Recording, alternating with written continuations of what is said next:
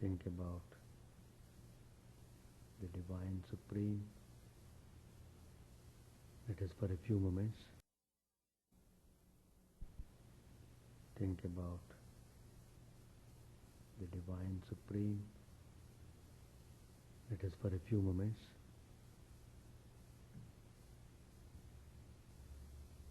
think about the Divine Master.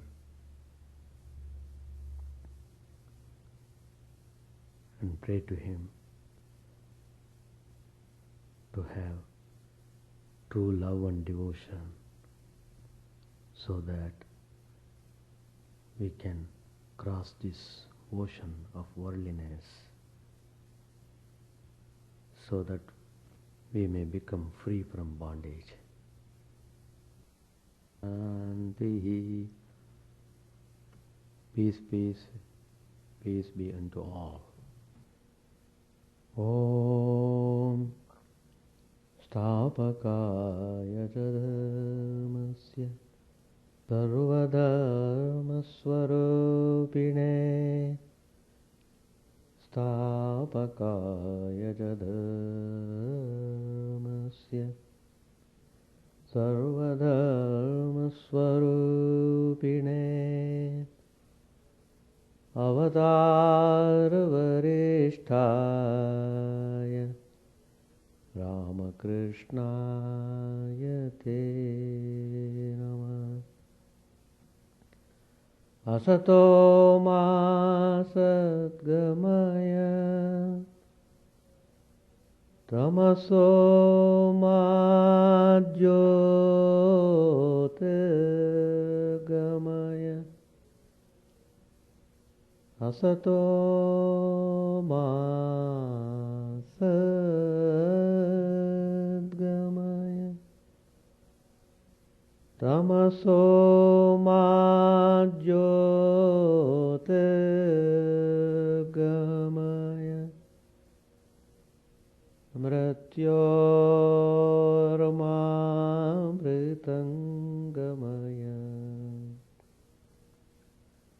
Om Shanti Shanti Shanti.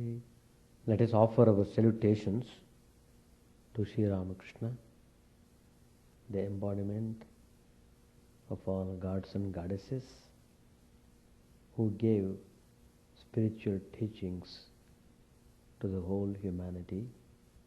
Let us pray to the Divine to enlighten us, to remove all ignorance from us, to free us from all miseries, to grant peace and joy. Let us pray to Him so that we may conquer death.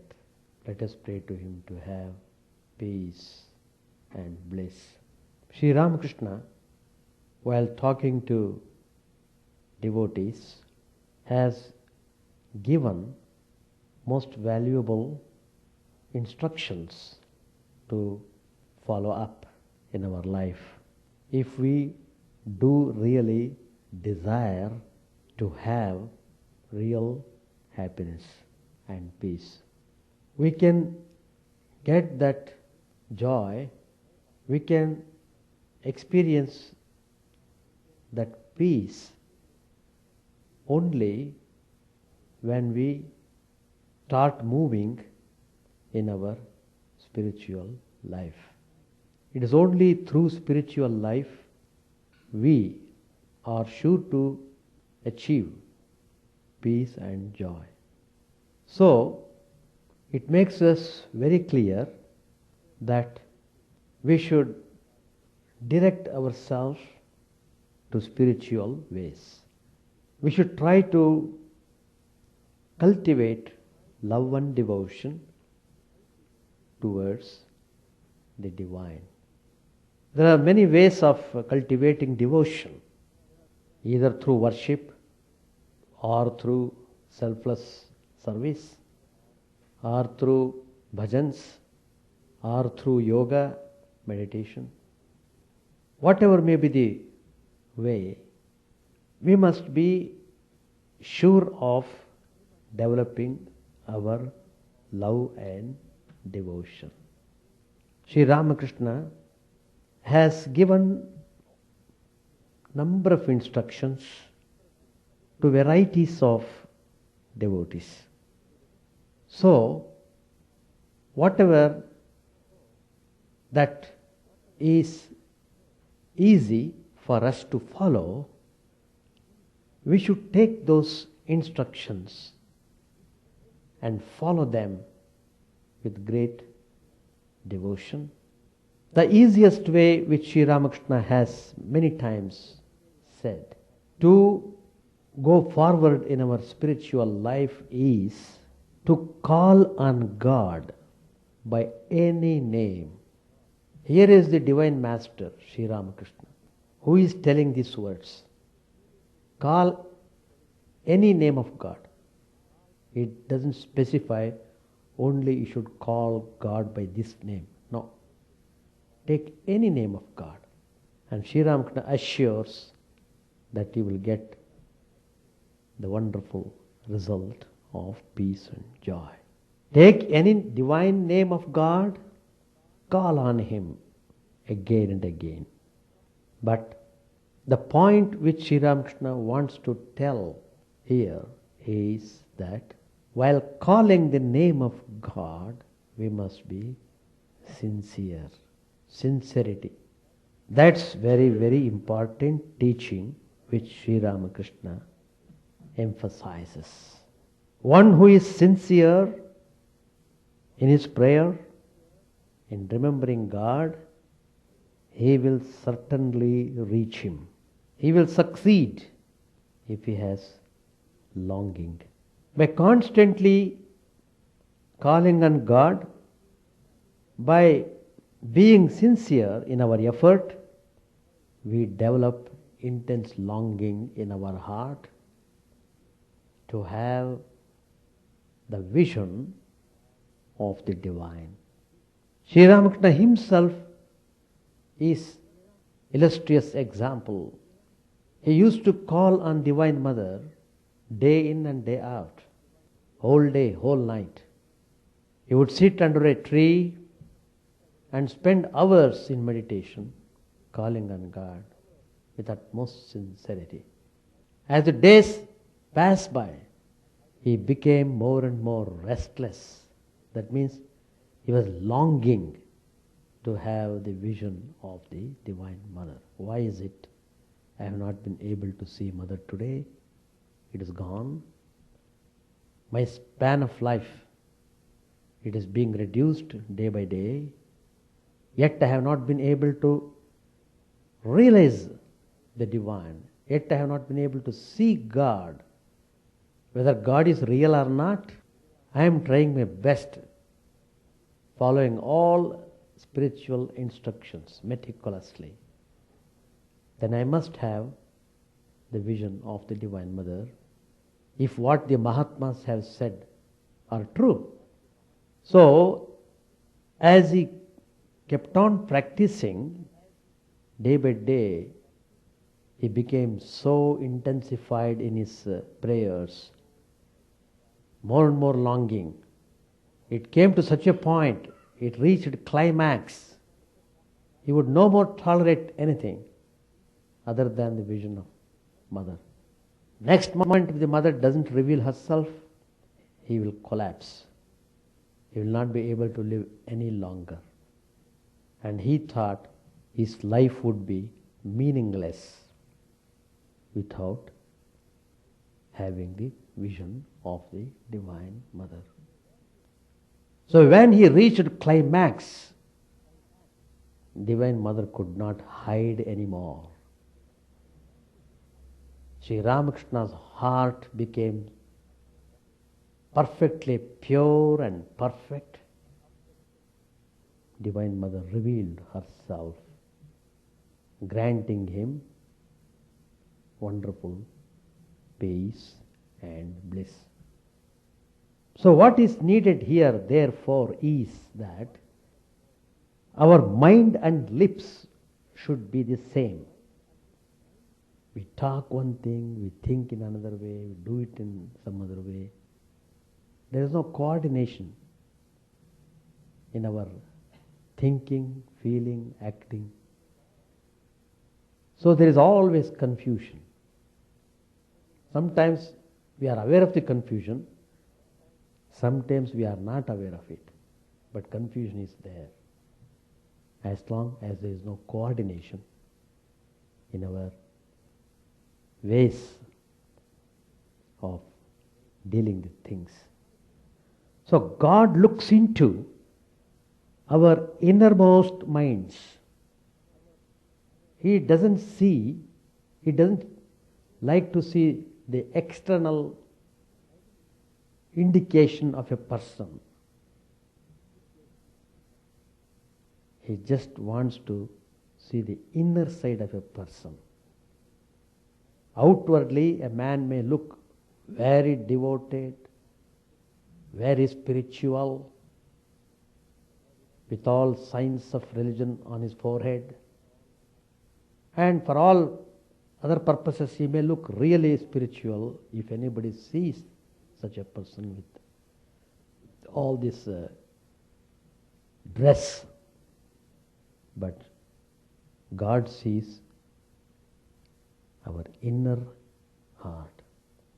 God runs to us if we pray with a sincere heart.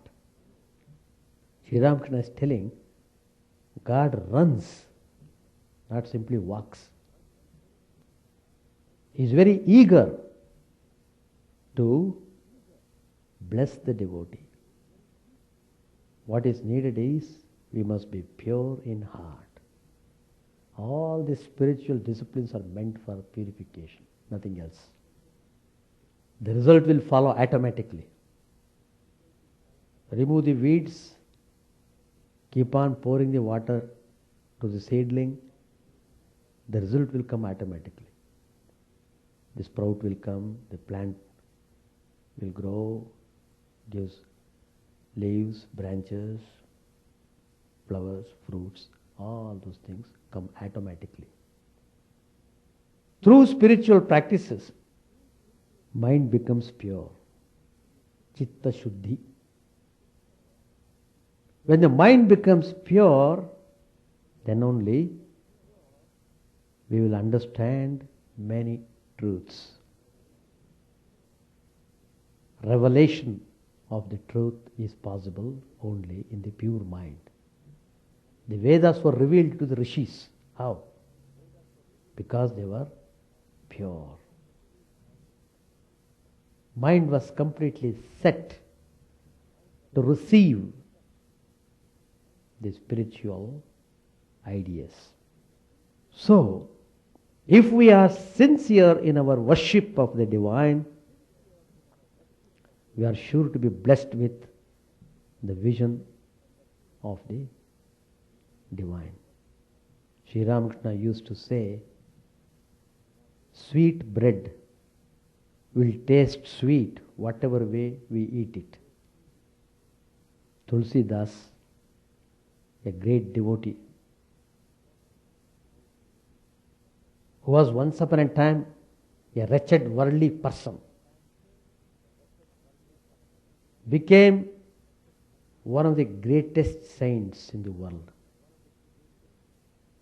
His masterpiece, Ramcharitmanas, what a tremendous spiritual force is generated through that famous literature. Even today, millions of people, millions, are getting influenced by that wonderful poetry of Tulsi Das about the glory of Sri Ramachandra. So he said, an hour, half an hour, or even half of that, what is necessary is sincerity and earnestness. That is counted. It's not how long you sat in front of God What is really counted is your sincerity, your earnestness. The Divine Mother dwells in every heart, in the heart of the wretched, in the heart of the sinner, in the heart of the saint, in everyone's heart. She does not take into consideration how much time you put into your practice, but only how sincerely you do it. See how it is very important to be sincere. She only takes into account how much love and devotion we have towards her. We should go on repeating the divine name with full sincerity, and we will find that meditation will follow as a natural development. It is true. We keep on doing japa of the mantra with zealousness, with love and devotion. Keep on repeating it. As you keep on repeating the divine name for sufficient amount of time, automatically you are led to meditation. You just get yourself absorbed in that divine mood. So japa creates a wonderful mood. Mood is very important. Worldly mood, spiritual mood. If you sit in front of a TV, nobody needs say you will have worldly mood. The very fact you are sitting in front of TV amply proves that you like to see those things in the TV. Seeing more and more means becoming more and more worldly. Becoming more and more worldly means more and more bondage. Tying round and round by the means of rope. 2 rounds, 3 rounds, that itself tightness. The more you become attached to world, the more you are tying yourself rope around your waist. More revolutions. So God creates all the necessary opportunities for those who are sincere devotees. The scriptures speak of placing oneself under a guru. Why? The guru tells the disciple of the correct path. He sets him on the road. He virtually leads him. The disciple will have to follow all the directions given by the guru with all sincerity. If there is no sincerity, even if the guru shows the way, even if the path is clear before you, you will not be able to achieve anything on account of lack of sincerity. Sri Ramakrishna, the incarnation of the divine, he descended in disguise as an unlettered man in order to reveal the path of peace. He incarnated in order to smash the pride of scholarship without passing through this so-called education of the world. Sri Ramakrishna became the wiser than the wisest. We should be sincere and meditate on the Divine Master by making our thoughts and words fully consistent with each other. So, The principal element in spiritual practice is this sincerity. Making the inner life tally with the outer, thoughts with speech. They must go in a harmonious way. Why we are not feeling true joy in this world? Because our state of condition is not good. That is, we are hypocrites. We think one way and talk another. This is delusion and ignorance. He who wants to be spiritual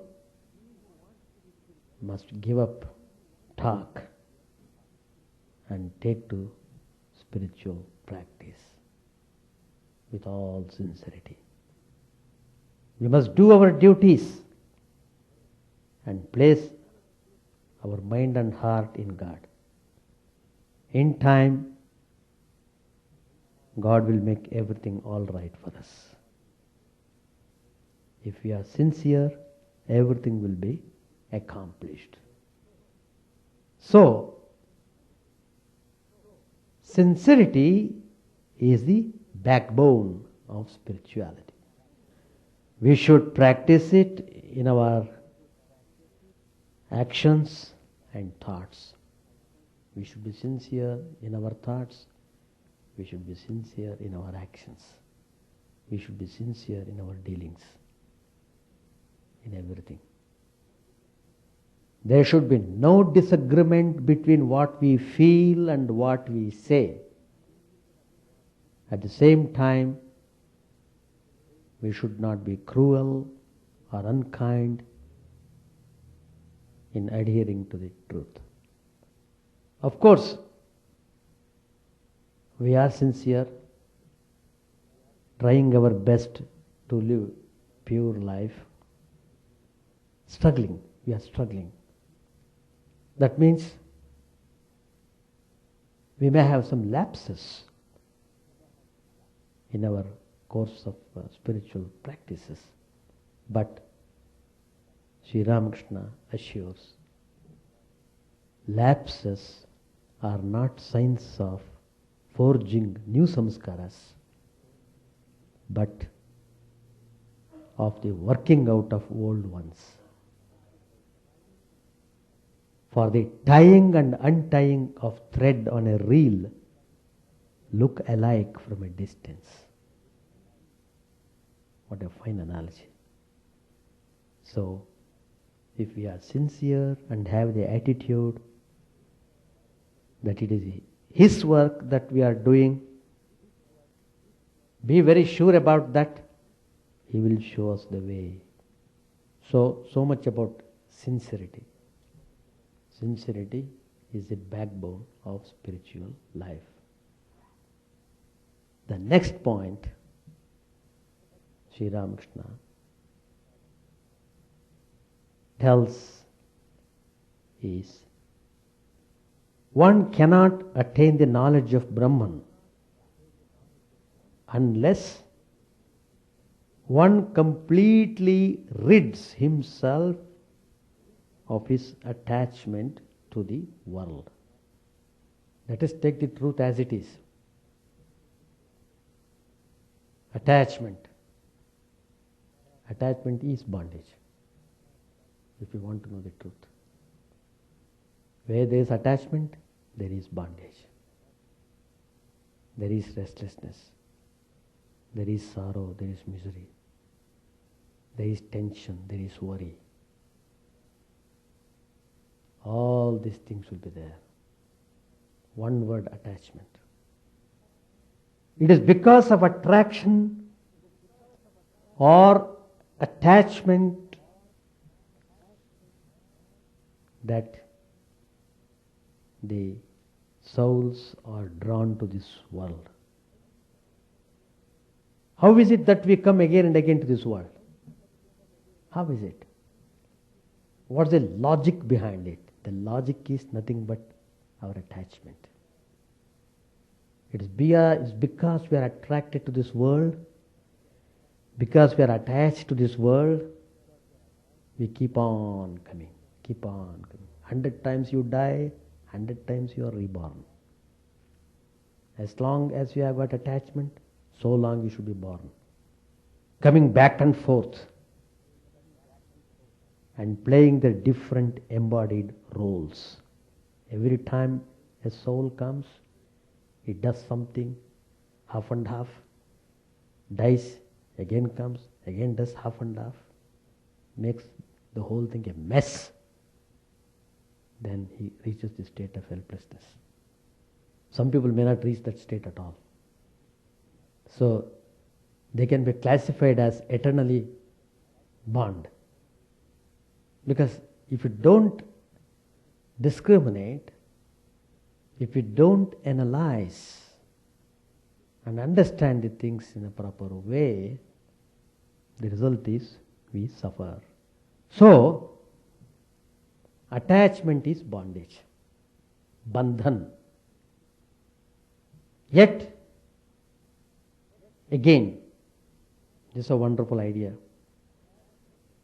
Attachment opens the door to liberation. How is it? When attachment is bondage, how can it act like a door to liberation? It does so to one who becomes attached to God, or to the Guru, or to illumined souls. So the attachment to the Guru, attachment to the ideal, attachment to the divine, releases him from the attachment to the world. So attachment to an ideal or a Guru leads to nishtha, true nishtha, that is one-pointed devotion. My Guru has said like this, I must go this way. No deviation. Steadfastness, wholehearted devotion and attachment to that aspect of God which we have chosen to realize. There are some signs to know whether a person is progressing towards the divine or not. Some people say, I am coming to the Vivekananda Vedanta Society since its inception. Maybe 30 years, 40 years, I am coming. But how is it, Swamiji, I am not making any progress? People talk many times like that. So what are the signs? It is not difficult to find oneself. All his passions, lust, anger and greed, they will wane. His attachment for the objects of the senses will diminish. And he will have peace at heart.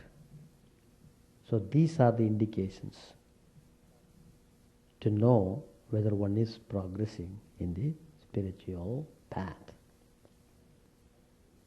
Attachment, how dangerous it is, has been said by comparing it to a pothole. See, on the road there are so many potholes up there. How dangerous they are. Many people, if they are careless, they may even drop themselves into the pothole and they may even die. So if there be a pothole of attachment in the mind, the result of japa, your worship, your spiritual practices, all these things, they will run out through it. Because it's a hole. Hole, H-O-L-E. So attachment is considered as a pothole. If you don't plug the hole, whatever spiritual practices you are doing, they all go waste. Once, Nag Mahashya, one of the great household disciples of Sri Ramakrishna, once he came to meet Swami Turiyanandaji One of the direct disciples of Sri Ramakrishna. We have got all the direct disciples in the back side of this auditorium. The sixth person from the left hand side. He came and made salutations to Swami Turiyanandaji, and Turiyanandaji was very much pleased to see Nagamaharshi, because Nagamaharshi was such a fine devotee, golden, pure gold. Devotion means 100% devotion. Complete devotion. Manifestation of purity and perfection. Then only 100% devotion is possible. He is coming and offering his salutations to Swami Turiyanandaji, one of the direct disciples of Sri Ramakrishna. And he is praying to him, Master, please bless my father. Nagamaharshi is asking Turiyanandaji, please bless my father that he may have true devotion to God. So he is asking, because Nagamaharshi, he would look upon all these direct disciples of Sri Ramakrishna as Sri Ramakrishna himself. He had so much reverence and devotion to them.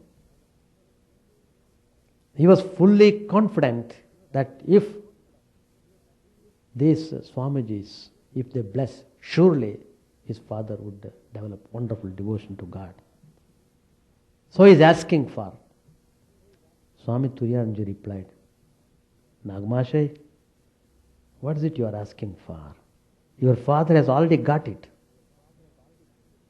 He is constantly repeating the name of God. What more do you want? When Turiyanandaji said like this, Nagamaharshi again said, Master, what's the use of rowing a boat which is at anchor? My father,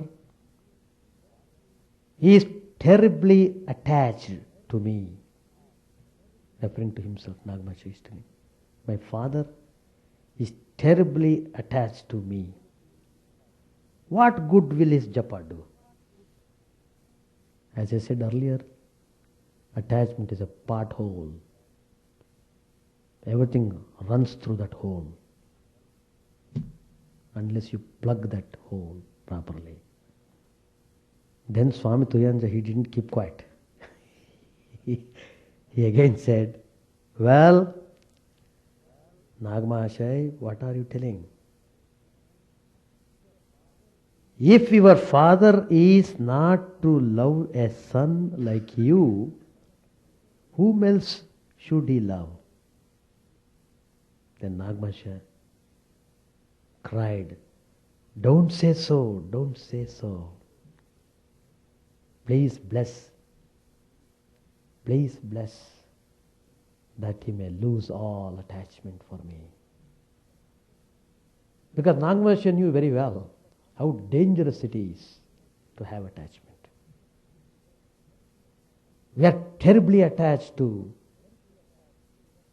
our things around us, our kith and kin, whatever you may call. So that's the cause of trouble. Well, I have touched these 2 points. There are many points there to discuss. So sincerity is the backbone of spirituality. 1, attachment is the root of all misery. It is a pothole which should be plugged. Remember these 2 things. You are safe. With these verses, I can continue to read some passage. My time is over. Now, after reading it, you may give your comments, your observations, your wonderful feedback. Page 308. Rebirth, when you can truly say, O God, thou art the master. As long as you cannot say, O Lord, Thou alone art real. As long as you cannot say this, you will not be released from the life of the world. This going and coming, this rebirth is inevitable. There will be no liberation. Further, what can you achieve by saying, it is mine? I and mine, mamakar. That is the source of bondage.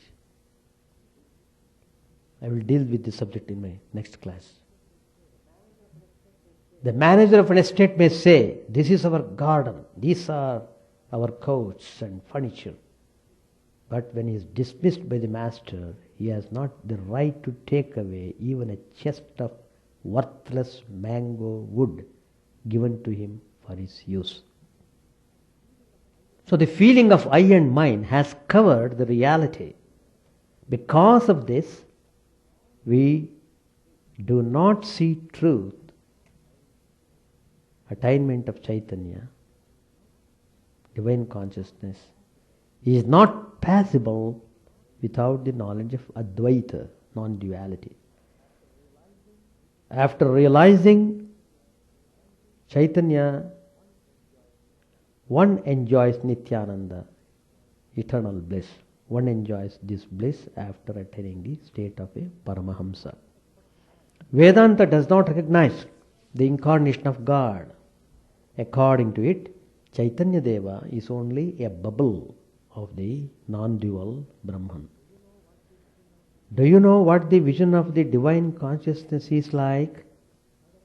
It is like the sudden illumination of a dark room when a match is struck. The incarnation of God is accepted by those who follow the path of bhakti. A woman belonging to the Kartabhaja sect observed my condition, that is Sri Ramakrishna is telling, and remarked, she said, you have inner realization. Don't dance and sing too much. Ripe grapes must be preserved carefully in cotton. The mother-in-law lessens her daughter-in-law's activities when the daughter-in-law is with child. One characteristic of God realization is that the activities of a man with such realization gradually drop away. Inside this man, meaning Sri Ramakrishna, is the real jewel. Watching me, Sri Ramakrishna is telling, eat. She remarked, sir, are you yourself eating or are you feeding someone else? The feeling of ego has covered the truth. Narendra once said, as the eye of man recedes, the eye of God approaches. Kedar says, the more clay there is in the jar, the less water it holds. Krishna said to Arjuna, brother, you will not realize me if you possess even one of the 8 siddhis. These give only a little power. With healing and the like, one may do only a little good to others. Isn't that true? Therefore I prayed to the Divine Mother for pure love only, a love that doesn't seek any return. I never asked for occult powers. While talking thus, Sri Ramakrishna went into samadhi. He sat there motionless, completely forgetful of the outer world. Then coming down to the sense world, he sang, oh friend, I have not found him yet, whose love has driven me mad. At the master's request, Ramlal sang a song describing how Chaitanya embraced the monastic life. Oh, what a vision I have beheld in Keshav Bharati's hut, Gora, in all his matchless grace, shedding tears in 1,000 streams. Like a mad elephant, he dances in ecstasy and sings, drunk with an overwhelming love. rolling flat upon the ground and swimming in his tears, he weeps and shouts Lord Hari's name, piercing the very heavens with his cries, loud as a lion's roar. Then most humbly he begs men's love to feel himself the servant of God. Shorn of his locks, he has put on the yogi's ochre robe. Even the hardest heart must melt to see his pure and heavenly love. Smitten by man's deep woe, he has embraced, he has abandoned everything and pours out love unstintingly. Ah, how would that Premadas, were his slave and passing from door to door, might sing Gauranga's endless praise. The master asked Mani Malik to quote the words of Tulsidas to the effect that one who had developed love of God could not observe caste distinctions. Mani said, "The throat of the Chatak bird is pierced with thirst. All around are the waters of the Ganges, the Jamuna, Sarayu, and of innumerable other rivers and lakes. But the bird will not touch any of these. It only looks up expectantly for the rain that falls when the star Swati is in the ascendant." Sri Ramakrishna said, that means that love for the lotus feet of God is alone real and all else illusory. Mani said, Tulsi also said, at the touch of the philosopher's stone, the 8 metals become gold. Likewise, all castes, even the butcher and the untouchable, become pure by repeating Hari's name. Without Hari's name, the people of the 4 castes are but butchers. Master said, they hide that the scriptures forbid one to touch can be taken inside the temple after it has been tanned. Man becomes pure by repeating the name of God. Therefore, one should practice the chanting of God's name. I said to Jadhav Malik's mother, in the hour of death, you will think only of worldly things, of family, children, executing the will and so forth. The thought of God will not come to you, to your mind. The way to remember God in the hour of death is to practice now the repetition of His name and the chanting of His glories. If one keeps up this practice, then in the hour of death, one will repeat the name of God. When the cat pounces upon the bird only quacks and doesn't say Rama, Rama, Hare Krishna. It is good to prepare for death. One should constantly think of God and chant His name in solitude during the last years of one's life. If the elephant is put into the stable after its bath, it is not soiled again and again by dirt and dust. Let us stop here. You must plug it. Plug the pothole of attachment. Then only your japa will give fruits. Otherwise all the nectar runs out through the gutter. Attachment is the gutter. Whatever spiritual practice you do, it all runs there. So, turn your attachment to God. That's the way to stop that's the way how to plug the attachment. Turn the mind.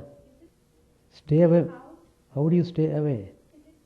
That is true, but how do you keep the mind away from attachment? The one way is to engage the mind so that there is no time for the mind to get attached. One way is to engage oneself intensely in spiritual activities. And turning your attachment to God. Turning your attachment to God means you not only love your children, you love everybody. That kind of state you will develop. When you love everyone, your heart feels for everybody. That's good. That's the way how to purify ourselves.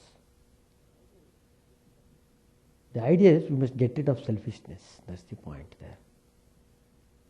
So, whatever that causes one to go towards world must be properly controlled. You know it. Sometimes we know certain things are not good, but still we go. Doesn't matter. No, doesn't matter problem. No, doesn't matter. Should not means you shouldn't take. No, it doesn't matter there. See, the other day I had been to Ramnam in a devotee's home. They prepared nice dishes. Very good. They were all excellent. And one of the persons, they were telling, Swamiji, you please take this. He offered some sweets there. Because they had done very well, no doubt. They were just telling, Swamiji, please take some of this. Then I told, no, I should not take. The doctor was sitting there. The doctor who did test my blood, chemical analysis he was sitting there. Little bit you can take some, little bit. I said, no. I said, no, little bit, no. No means no. So, even though you may take little bit, it has its effect. Whatever it may be, little bit. It doesn't mean that because you have taken little bit, it doesn't have effect. No, it has its effect. In the same way, when you know it should not be done, don't do it. Like that you must build up your willpower.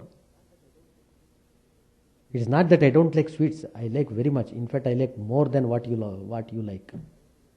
My love towards sweets is much more intense than you, yourself. Because I am not taking sweets, I love it all the more. But then, my willpower to resist also increases all the more. The more it comes, the more I assert myself, no, I should not take. At times there will be lapses, that is true. As I said, lapses will be there. But that is like tying and untying the thread. By lapse you will understand, I should not have done, I should not do it. So I should not do it, that becomes more stronger on account of your lapse. So that way lapse helps you. Yeah. God? No. There is no question. There is no question of God giving up at all. Because God is in everyone's heart. As I told earlier, God is in the most wretched person as well as in the saint.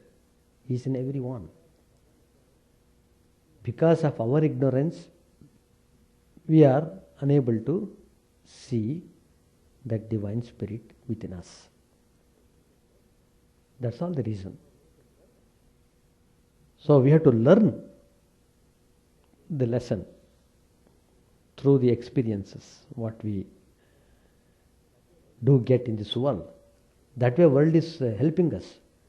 World is helping us to realize God if you are watchful and have open-mindedness to learn the things. Otherwise, world binds you more and more. The more births you take means the more you are bound. 100 times you are born, 100 times you have become more bound. That is the reason. He does get better. That's what he gets better only when he tries to think. You see, God has given the mind, but we don't think. We think useless things. We use the mind for dirty things. Mind has got tremendous power. It has tremendous power. We have lost that power because we have not used it. That's the point. It gives happiness and joy as long as you are not yet come across the bad effect of that. It's seemingly joyful. To give an example, mother is there. She is in India. Her son is in America. She knows my son is earning $15,000 every month. She knows that. She also knows her son is sending her every month $5,000. That's also true. As far as that is concerned, she is joyful. She is very pure. She is wonderful. My son his career is very good and he is sending money. I have no financial constraints. I can live wonderfully well. And it's true also. That's one side of it. The other side of it is she constantly thinks of her son. Every moment, because it's only mother's heart. To know the mother's heart, one should be a mother. You can't explain the mother's heart at all in words. Because her whole being is in her children. Her whole being. I don't know that concept in America. According to Indian concept, her whole being is in the child. Even if the child is hurt several thousand miles away, psychologically she is hurt. Even though the message has not gone, she feels hurt. She is in a restless position. Restless, what has happened? Why my mind is very bad today? Has anything wrong happened to my son? She immediately calls, finds out whether he is okay or not. All the time she is worried. Not because something bad has happened to him. No. It is because of attachment. She cannot tolerate anything that might happen to her son. That's the thing. So, your mind doesn't allow you to think of anything other than that, other than what you yourself have given importance to. So, how it is, the intensity of attachment depends upon when the separation comes. Mother loves the child very much. She sacrifices everything for the sake of the child, true. But when the child grows, he doesn't understand the mother's heart. So he behaves in a rude way. And he tells, no, I don't care. I want to live separately. I don't want. I will send you money. Like a pension. Even though she abuses, even though he insults, mother still bears everything because of her attachment to the son.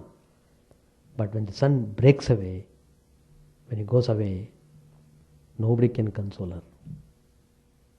Nobody. I saw one incident in Bangalore. Once I was sitting in my office, one lady devotee, she came, very good devotee, with tears rolling. She could not speak. She was excited, highly, she has become emotionally upset. Her whole being, I could see the nerves, I can even remember the nerves which are not visible normally. They were all becoming very prominent in her face because of her tension, and she's crying and crying. My son did like this. He was in Australia.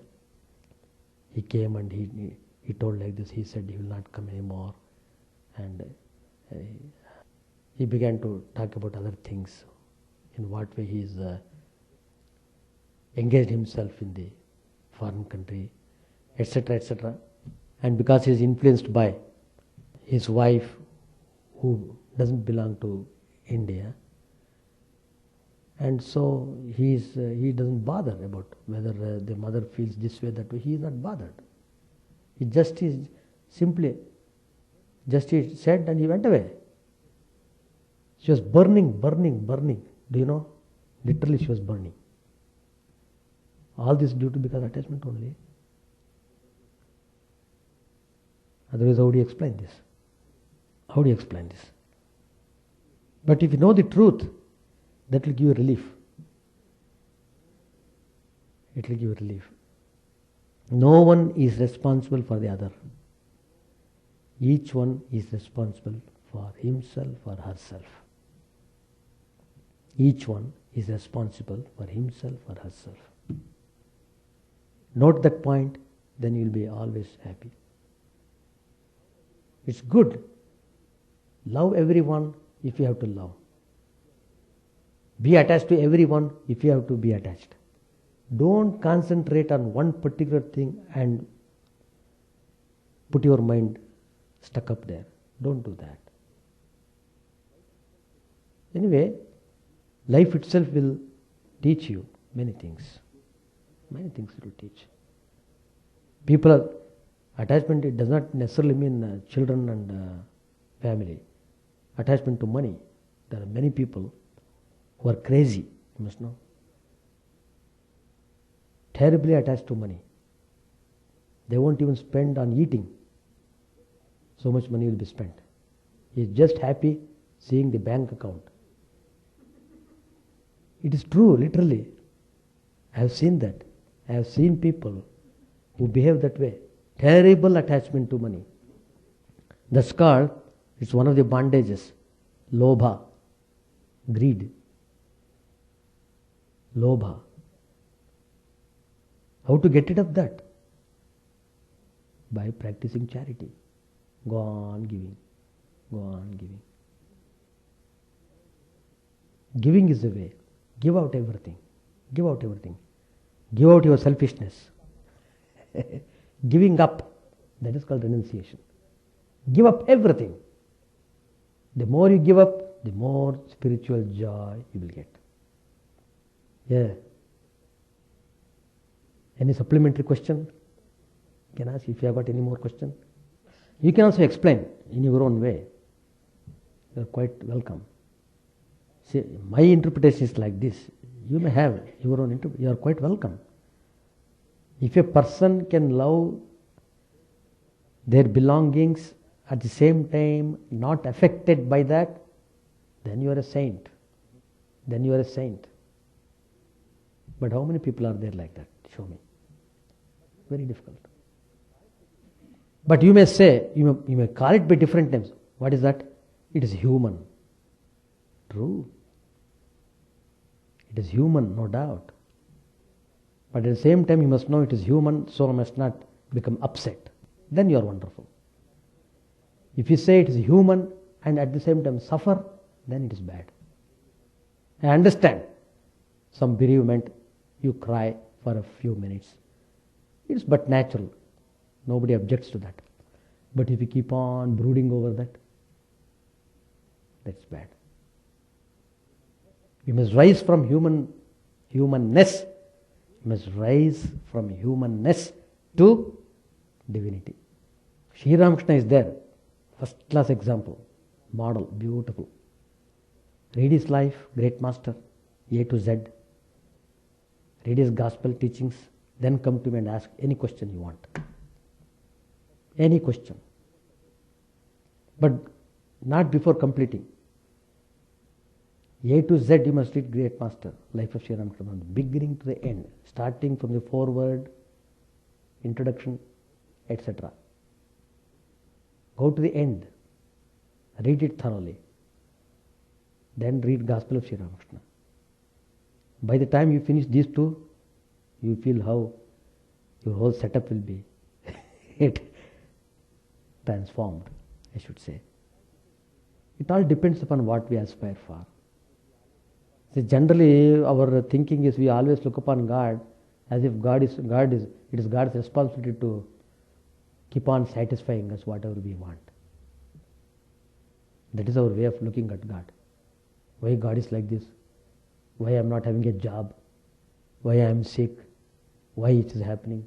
Why it is happening? He is questioning God as if God should take care of him only, not others. And not only that, as long as God keeps on satisfying your desires, God is wonderful to you. The moment that comes in your way, immediately you become angry. Even you may say, you don't need God. There are people who talk like that. But one thing is certain, that we should know, God is not a stranger. God is not different, and He is not living in a secluded place. He is in our own heart. He is in our own heart. Yogis see the divine in meditation. Any more question? No. That only shows. No. So you have to discriminate. It is not God giving up. It only shows you have to exert more willpower. As I said, as a spiritual aspirant, be sincere in your prayers. Then you will be able to withstand the lapses. You will not be worried over that. It happens. But you will get over it.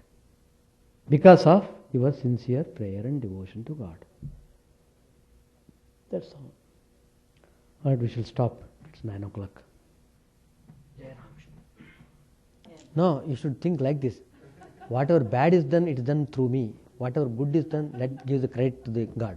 See, one thing about God you must always remember. God is like ocean, like Sagar. Ocean, it doesn't keep anything for itself. One day, I was going along the ocean in Madras beach, Mylapore beach. I was going, there is Ashtalakshmi temples are there. Fantastic, beautiful. First time I am seeing, I am so happy to see that. And the ocean doesn't take it, it throws out. It doesn't take, ocean does not take anything. It throws out. So, what here I am telling is, whatever we do, everything is given to us back. In the form of reward. No, good and bad both have got its effects. Good and bad both have effects. For example, there is a story that Angulimala, once upon a time, was a great dacoit. He was looting the people, he was torturing the people, he was killing the people. And he was so fortunate to see Buddha. Lord Buddha, see, that is God's grace, that is God's infinite grace. They do it. The question of karma, they are above karma. See, the God, the Mahatmas, the holy people, this karma, all these things are for us only. Incarnations, what is there for them? The man who writes this karma can change it also. Supreme power has got that power. Supreme God has got that power. But ordinarily, karma works out. It's all right. But there is higher level. So that is a very important point. I was trying to telling you something, I forgot now. Yes, Lord Buddha. So Lord Buddha he came to know that that particular guy was giving a lot of trouble to the people. What is this? So he himself went to see him. And that dacoit became very ferocious and he wanted to kill him. How dare you come near me? He is asking like that. But Buddha, personification of compassion and love and dignity, but he was not disturbed. He just went in front of him and stood before him. He didn't speak anything. Angulimala looked at him. By just looking at Buddha, he was transformed. Because that grace, that divine beauty, that enchanting personality, he was amazed. What is this? And he's so joyful, so peaceful, and so full. And the point is, there is a point in my telling this. So he begged him and Swamiji, please take me as your disciple. Forgive me for all the faults I have done so far. I have tortured many people. Please forgive me, take me. Lord Buddha forgave him. He said, all right, very good. It's all right. Whatever done is past. Don't worry about that. Come on. So he made him a monk. Then he told him, go now for bhiksha. Go and beg the food from the people. So he went out. People don't know that he has become a monk. So when they saw him, they were running away. But once or twice they found out he's not doing any mischief, he's not killing them, he's not throwing stones, etc. He's simply keeping quiet. So then they became, oh, some change has happened in his place. So then they began to take revenge. They began to throw stones at him. Whole body was bruised. Whole body. Blood was oozing out. He never reacted. He returned back to Buddha. Oh, Master, I am following your instruction, but I am getting all these blows from the people. He was weeping. Then Buddha said, my child, bear with them. Bear. Why they are doing? Because this is the reaction of your so many things you have done. It's a reaction. Bear them. By bearing them, you will burn them. You will burn the impurities by bearing. Just bear. So life also should be treated like that. Difficulties come, don't run away. Don't become upset. Bear it. It burns out. Suffering, it burns your impurities. Suffering is a fire. It's compared to a fire, Agni. It's easy for me to tell, but that is the philosophy. See, you must always hold on to philosophy. Then only you will get peace of mind. Otherwise, what joy is there in this life, you tell me, morning to night? What joy is there? All right, we shall stop. It's all 9:10. Chant the name of the Lord and His grace unceasingly, that the mirror of the heart may be wiped clean and quenched that mighty forest fire, worldly lust raging furiously within. O name, stream down in moonlight on the lotus heart, opening its cup to knowledge of thyself, O self, drowned deep in the waves of his bliss, tasting his nectar at every step, bathing in his name that bath for weary souls. Various are thy names, O Lord, in each and every name thy power resides. No times are set, no rites are needful for chanting of thy name. So vast is thy mercy, how huge then is my wretchedness, who find in this empty life and heart no devotion to thy name. O my mind, be humbler than a blade of grass, be patient and forbearing like a tree. Take no honor to thyself, give honor to all. Chant unceasingly the name of the Lord. O Lord and soul of the universe, mine is no prayer for wealth or retinue, the playthings of lust or the toys of fame. As many times as I may be reborn, grant me, O Lord, a steadfast love for thee. A drowning man in this world's fearful ocean is thy servant. O sweet one, in thy mercy consider him as dust beneath thy feet. Ah, how I long for the day when an instant's separation from thee, O Lord, will be as 1,000 years. When my heart burns away with its desire, and the world without thee is a heartless void.